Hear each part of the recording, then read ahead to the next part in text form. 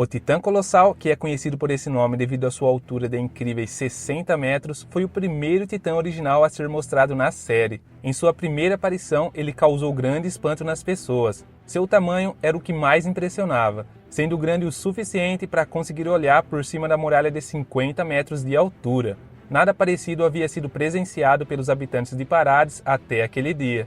Esse seu incrível tamanho dá ao Titã Colossal um altíssimo poder de destruição. Ele mostrou ser forte o suficiente para destruir o portão da Muralha Maria com apenas um chute.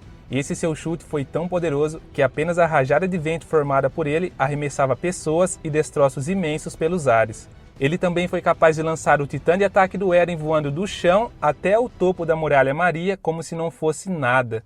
Mas embora ele tenha todas essas vantagens por conta de seu imenso tamanho, por outro lado, isso acaba deixando seus movimentos extremamente lentos. Vimos na segunda temporada do anime que seus movimentos eram tão lentos que quando ele dava um golpe, o corpo de pesquisa conseguia desviar e manobrava facilmente sobre seus braços em movimento, mesmo ele se esforçando para acertá-los. Outra capacidade do Titã Colossal é seu controle preciso sobre a quantidade de vapor emitida pelo seu corpo. Geralmente, os titãs liberam vapor quando estão curando seus ferimentos ou quando recebem um golpe mortal e seus corpos estão em processo de decomposição. Mas o Titã Colossal é capaz de queimar sua própria massa muscular sempre que quiser, permitindo que ele libere grandes quantidades de vapor. Normalmente, ele libera essa imensa quantidade de vapor para afastar seus inimigos, impedindo que cheguem até sua nuca. Falando agora da habilidade mais poderosa do Titã Colossal, me refiro à sua transformação explosiva. Todos os titãs, quando se transformam, geram uma quantidade alta de calor e energia, mas o Titã Colossal leva isso para um outro nível. Seus portadores podem controlar a energia produzida durante a sua transformação, podendo realizar transformações que ocasionem apenas uma ventania ou que sejam tão poderosas quanto uma bomba atômica. Agora a gente vai falar sobre a diferença entre o Titã Colossal e os Titãs das Muralhas, já que eles são incrivelmente semelhantes e muitos fãs devem se perguntar qual é a diferença entre eles. A principal diferença é que o Titã Colossal é um Titã original, e os Titãs das Muralhas são titãs puros anormais que foram criados por Karl Fritz através do poder do Titã Fundador, com o objetivo de que eles defendessem o povo de Parades. Os Titãs das Muralhas foram projetados tendo o Titã Colossal em mente, e é por isso que eles possuem um corpo sem pele e praticamente idêntico ao Colossal. E como a maioria dos titãs puros, esses titãs das muralhas somente ficam ativos, ou seja, somente conseguem se mover se estiverem em contato com a luz do sol. É por isso que o pastor Nick ficou tão desesperado quando viu um buraco na muralha e pediu para que ele fosse coberto logo. Porque se a luz de alguma forma despertasse um único titã da muralha, ele poderia quebrá-la e desencadear um efeito dominó, acordando vários outros titãs e ocasionando talvez um estrondo parcial ali naquele momento. Mas em todo caso, apenas com o poder do Titã Fundador seria possível dar início ao estrondo de forma efetiva. Agora vamos analisar cada um dos colossais que foram mostrados ao longo da história de Attack on Titan. Mas antes disso já sabe, né? Já deixa aquele ultra like nesse vídeo, aproveita e já se inscreve aqui no canal se ainda não for inscrito e ativa o sininho de notificações para você ficar por dentro de todas as novidades. O primeiro portador conhecido do Titã Colossal é Bertholdt Hoover. Ele foi um Eldiano que nasceu na zona de internamento de Libério, onde desde muito jovem treinou para se tornar um candidato a guerreiro. Quando ele era ainda criança, ele já mostrava ser muito habilidoso com rifles. Vimos isso em uma cena em que ele praticava tiro ao alvo ao lado de outros candidatos em potencial. Enquanto Reiner errava completamente o alvo, Bertholdt acertava todos os tiros com excelente precisão. E foi nesse momento que o comandante Magatti reconheceu seu potencial e o promoveu a candidato a guerreiro. Esse seu incrível controle no manuseio de armas certamente era devido à sua personalidade calma e tranquila. Bertholdt sempre se mostrou ser uma pessoa muito calma e reservada. Ele mesmo se considerava uma pessoa de personalidade fraca, covarde e de baixa autoestima. Ele mostrou ter pouca atitude e iniciativa nos momentos de tensão, agindo somente quando era extremamente exigido. Depois de se tornar um candidato a guerreiro, Bertholdt acabou sendo selecionado para herdar o Titã Colossal. Mas assim como Reiner, ele nunca foi capaz de ver as memórias de seus antecessores.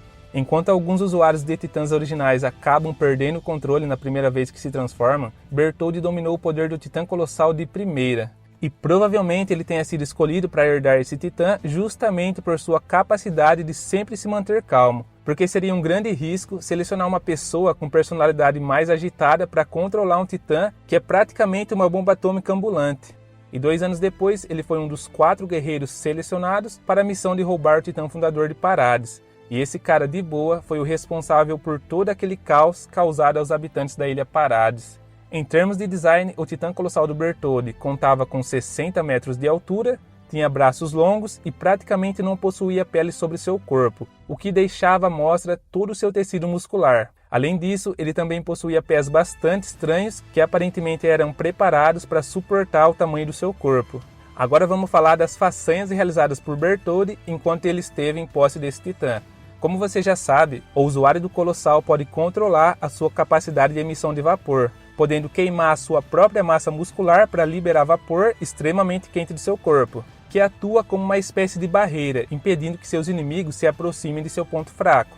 Na 3ª temporada do anime, Bertholdt usou essa habilidade para impedir que o Armin se aproximasse da sua nuca, e como resultado, Armin sofreu queimaduras severas, que deixaram seu corpo completamente desfigurado. Outro uso para essa habilidade foi mostrado durante a Batalha de Trost, em que o Bertholdt fez o corpo do seu titã desaparecer instantaneamente em uma fração de segundos. Acredito que o Bertholdt foi capaz de fazer isso aumentando drasticamente a velocidade em que os músculos do titã colossal são queimados, fazendo com que o corpo todo do titã evaporasse de uma só vez. Bertholdt também nos mostrou que tinha um excelente controle sobre a energia utilizada em suas transformações. Por exemplo, quando ele atacou o distrito de Trost, sua transformação causou apenas uma rajada de vento, que derrubou alguns recrutas de cima da muralha. Porém, durante a batalha no distrito de Shiganshina, Bertholdt liberou uma quantidade de energia muito maior, semelhante a uma bomba nuclear, formando até mesmo aquela enorme nuvem em forma de cogumelo, o que devastou parte do distrito e matou um grande número de soldados da divisão de reconhecimento. Galera, a partir desse momento, a gente vai estar falando de alguns acontecimentos lá dos últimos capítulos do mangá. Então, se você assiste apenas o anime, te aconselho a pausar esse vídeo agora. Se você não liga para spoilers, fica comigo que agora a coisa vai começar a ficar ainda mais interessante. Bom, lá no capítulo 135 do mangá foram invocados diversos titãs originais do passado, e no meio de todos esses titãs, vemos um colossal que tinha apenas a parte superior de seu corpo e que estava fundido ao corpo do titã fundador do Eren. E como você já deve estar pensando, esse titã invocado era o próprio Bertholdt, que de início ele não tinha controle sobre suas ações. Quando ele se cruzou com o Reiner, nesse mesmo instante ele o agarrou e arrancou a cabeça do titã encouraçado com apenas uma mordida. Mas fica tranquilo que o Reiner conseguiu sair vivo dessa. Depois de alguns acontecimentos, Bertholdt acabou tomando o controle de seu titã e ajudando seus antigos companheiros contra os outros titãs ancestrais invocados.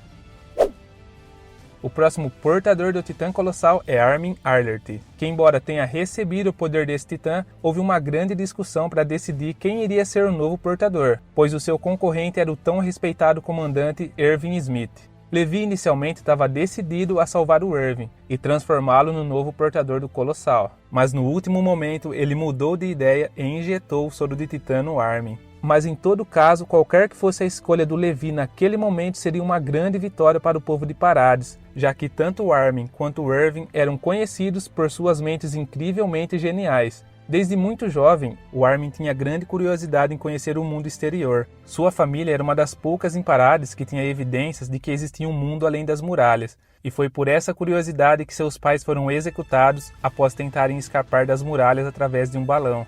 Após esse acontecimento, Armin foi deixado para morar com seu avô, que era o seu único parente vivo. Durante sua infância, ele sempre foi uma criança isolada e alvo de preconceitos por parte das outras crianças, e não tinha nenhum amigo. Até que um dia ele acabou conhecendo o Eren e a Mikasa, que se tornaram seus melhores amigos, os quais passaram a protegê-lo dos valentões que frequentemente o atormentavam. Algum tempo depois, os guerreiros de Marley atacaram a Muralha Maria e Armin e seu avô foram enviados para a Muralha Interior como refugiados. Mas com o tempo, a situação acabou ficando precária para essas pessoas, pois tinha muita gente ali e os recursos existentes já não eram o suficiente para alimentar todo mundo. Então, um ano depois, o governo decidiu tomar uma medida extremamente drástica para contornar essa situação. Como solução, eles simplesmente decidiram eliminar parte da população, enviando refugiados em uma missão falsa para retomar a Muralha Maria. E assim, milhares de pessoas foram enviadas em território titã para recuperar essa terra que havia sido dominada. No entanto, apenas 100 pessoas voltaram com vida, E o avô do Armin, infelizmente, era uma dessas pobres almas que morreram nessa missão suicida.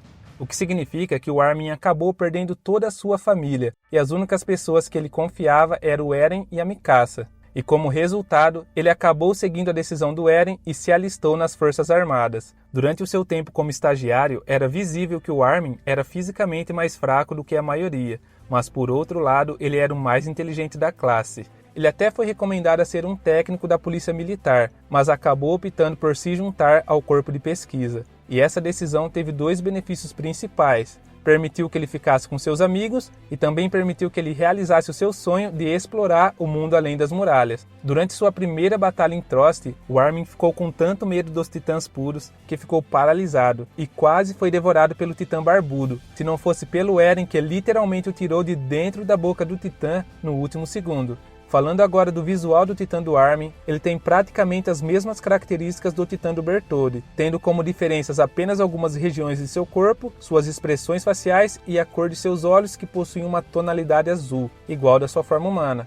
As principais demonstrações de poder do Armin na forma do Titã Colossal foi quando ele usou sua transformação explosiva para dizimar um porto de Marley, causando uma explosão que parecia ser ainda mais potente do que as realizadas pelo Bertholdt, e principalmente quando ele usou a sua transformação explosiva para destruir completamente o corpo gigantesco do Titã fundador do Eren. Esse foi sem dúvida o maior feito do Titã Colossal.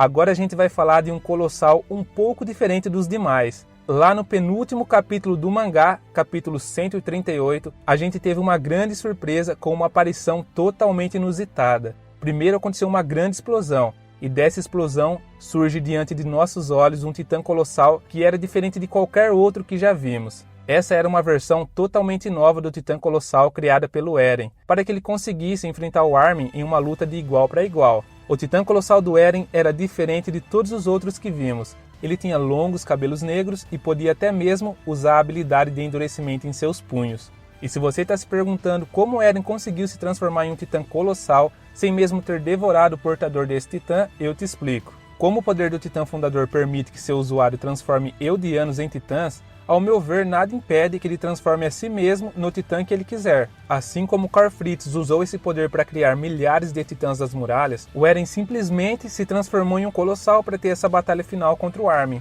Cara, e que batalha épica foi essa? Nunca imaginei ver dois Titãs Colossais partindo para a porrada. Mas com certeza quem saiu vitorioso nessa foi o Eren. É claro que usar o endurecimento deu a ele uma vantagem absurda. Ele conseguia destruir parte do corpo do Armin sem nenhum grande esforço. E se o Levi e a Mikasa não tivessem chegado para ajudar o Armin, com certeza ele teria tomado uma surra.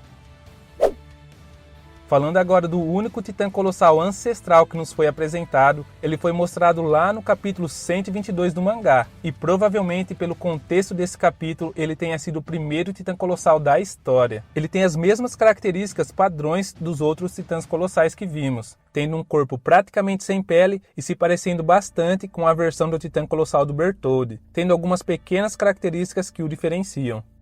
Bom galera, chegamos ao final de mais um vídeo, espero que tenham gostado e se você curte o nosso conteúdo e quer apoiar o canal de alguma forma, não se esqueça de se inscrever no canal e deixar o seu ultra like, que isso ajuda demais no alcance e crescimento do canal. Então é isso galera, eu vou ficando por aqui, até a próxima, valeu!